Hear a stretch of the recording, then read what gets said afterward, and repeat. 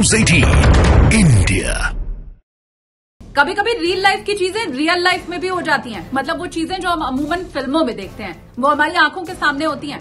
Israel Hamas जंग के दरमियान भी एक ऐसी ही तस्वीर सामने आई है। इस वीडियो को पहले आप गौर से देखिए। वीडियो समझाती हूँ, फिर इसके पीछे की स्क्रिप्ट भी आपको समझाऊंगी। सीसीटीवी फुटेज ये आप देख रहे हैं।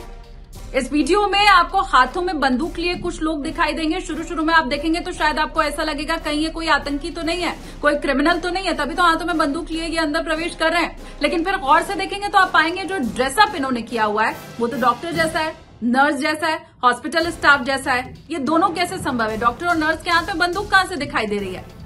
दरअसल ये लोग हमास के आतंकियों को ढूंढने का काम कर रहे हैं और ये हाथों में बंदूक लिए अंदर प्रवेश करते जो लोग आपको दिखाई दे रहे हैं ये इजराइल के कमांडो हैं, सैनिक हैं इजराइल के।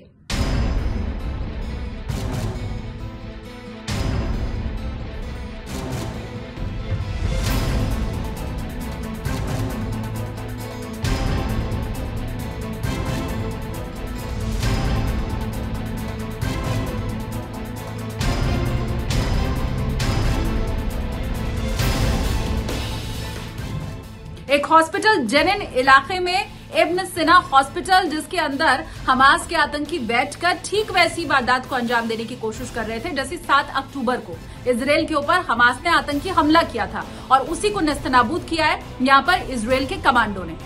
3 आतंकी मारे गए हैं। इसमें 27 साल का एक आतंकी मोहम्मद जालमना है, 2 उसके सहयोगी हैं। मोहम्मद जालमना के ऊपर आरोप इजराइल की तरफ से ये लगाया गया है कि वो एक बार फिर से 7 अक्टूबर जैसा कांड इजराइल के अंदर करना चाहता था और उसकी पूरी प्लानिंग यहाँ हॉस्पिटल के अंदर से बैठा बैठा वो कर रहा था। अच्छा, इसके पहले भी इजराइल के सैनिकों ने जितनी बार हमास में या फिलिस्तीन के अंदर घुस करके किसी भी हॉस्पिटल को निशाना बनाया है उसका सबूत बाकायदा पेश किया है कि कैसे ह्यूमन शील्ड की तरह वहां इंसानों को इस्तेमाल किया जाता है, कैसे स्कूल का, कॉलेज का, हॉस्पिटल का इस्तेमाल किया जा रहा है आतंकी गतिविधि को बढ़ाने के लिए। एक बार फिर से वही काम हमास की तरफ से किया जा रहा था और इजराइल का कहना है कि इस तरह से उसके कमांडो ने हॉस्पिटल में प्रवेश करके 3 आतंकियों को मौत के घाट उतारा और वो जो पूरी प्लानिंग थी हमास के आतंकियों की उन्हें नेस्तनाबूद किया।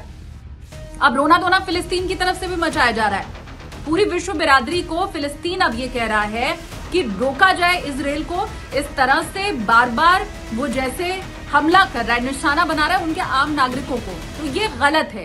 किसी भी तरह की जंग के नियम, कायदे, कानून को ताक पर रखकर ये काम किया जा रहा है इजराइल की तरफ से, क्योंकि ये नियम होता है कि जंग के दरमियान भी आप स्कूल, कॉलेज, हॉस्पिटल को निशाना नहीं बनाएंगे। लेकिन फिलिस्तीन ये कह रहा है इजराइल ने ये काम किया है पहले भी और अभी भी वो ये काम कर रहा है। उधर इजराइल ये कह रहा है कि हम ऐसा इसलिए कर रहे हैं क्योंकि हॉस्पिटल में बैठकर फिलिस्तीन के हमास के जो आतंकी हैं वो आतंकी गतिविधियों को अंजाम देने में लगे हुए हैं। हालांकि इस बार किसी भी तरह का कोई सबूत पेश नहीं किया गया है इजराइल की तरफ से।